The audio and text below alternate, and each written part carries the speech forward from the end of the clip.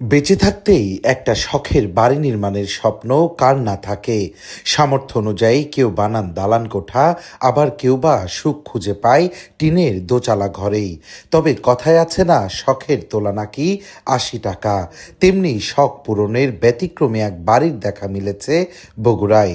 তবে এই বাড়িটি ইট পাথরের কোনো সাধারণ বাড়ি নয়, বানানো হয়েছে প্লাস্টিকের বোতল দিয়ে। সকলেই এই বাড়িটিকে এখন চেনে বোতল বাড়ি হিসেবেই। সামাজিক যোগাযোগ মাধ্যম টিকটকে দেখে এমন একটি ব্যতিক্রমী বাড়ি নির্মাণের স্বপ্ন দেখেছিলেন টুম্পা আক্তার।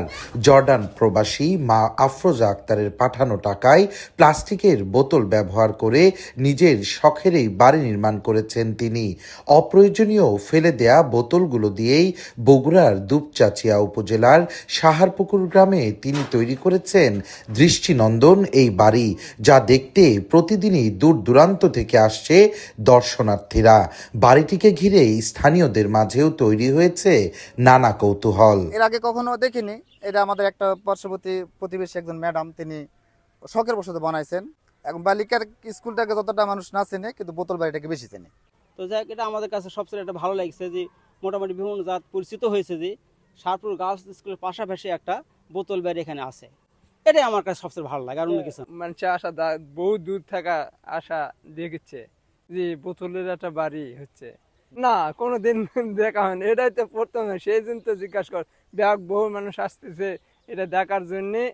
জানা যায় ৩ বছর আগে প্রবাসী মায়ের পাঠানো ৫ লাখ টাকায় ৪ শতক জমি কিনেছিলেন টুম্পা আক্তার। আর বছর দুয়েক আগে ৩০ লাখ টাকা ব্যয়ে ৪ তলা ভবনের গাঁথুনি দিয়ে কাজ শুরু করেন তিনি, যা শেষ হয় ৯ মাস আগে। সবকিছু স্বাভাবিক বাড়ির মতো মনে হলেও বাড়ির দেয়ালে আনা হয় চোখ ধাঁধানো এই পরিবর্তন।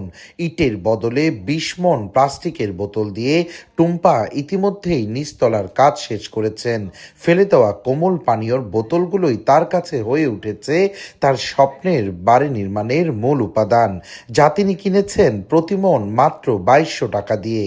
এরপর প্রতিটি বোতলে বালু ও মাটি ভরে সিমেন্ট দিয়ে শক্ত করে গেঁথে তৈরি করা হয়েছে এই দেয়াল, যা একদিকে পরিবেশ বান্ধব, অন্যদিকে ব্যতিক্রমী নির্মাণ শৈলীর দৃষ্টান্ত।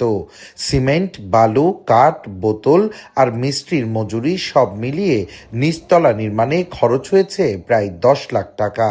বাড়িটিতে রয়েছে ২টি বেডরুম, একটি ডাইনিং স্পেস এবং একটি টয়লেট। টুম্পা জানান, প্রকৌশলীর সাথে পরামর্শ করেই তিনি এই ব্যতিক্রমী উদ্যোগ নিয়েছেন। নিজের ছোট্ট মেয়েকে নিয়ে ৯ মাস যাবৎ বেশ স্বাচ্ছন্দ্যেই এখানে বসবাস করছেন তিনি। আসলে সবচেয়ে বড় হইলো আমার শখ এইটা। আবার আপনার ওই ইটের চাইতে আমি মনে করি এটা অনেক মজবুত বেশি হয়।